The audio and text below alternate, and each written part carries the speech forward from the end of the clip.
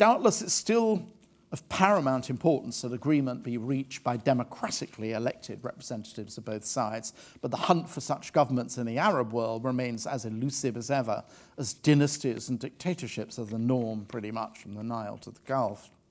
And yet, dear friends, it seems to me absolutely unequivocally right, with all this surus notwithstanding, to celebrate this centenary unapologetically, but thoughtfully, as the inception of one of the great historical miracles.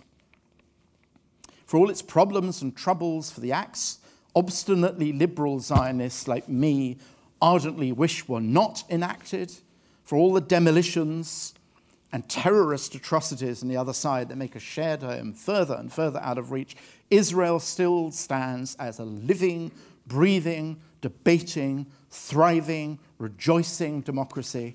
It's 6 million Jews, the ultimate retort to the number that Adolf Hitler exterminated. The life of Israel is Hitler's failure.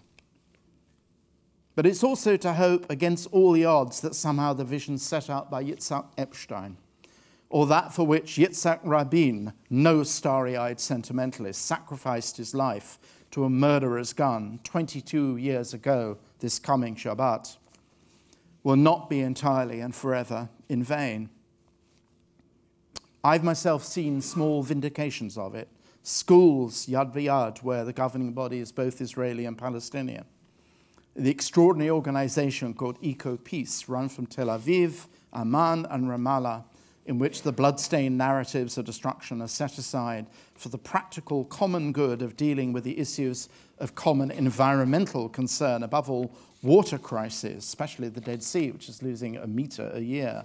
For once, that grieving has a common source, the slow perishing of the Jordan River, the life source for all the people of the neighborhood.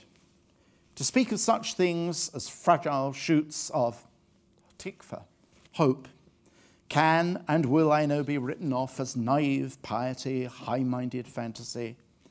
But then again, the dark pages of Jewish history have been lit by such impossibilities. And one of them, the one we are happily remembering this evening, happened in 1917. A germ of life, a great hope for the future, planted amidst the hecatombs of the dead. Thank you.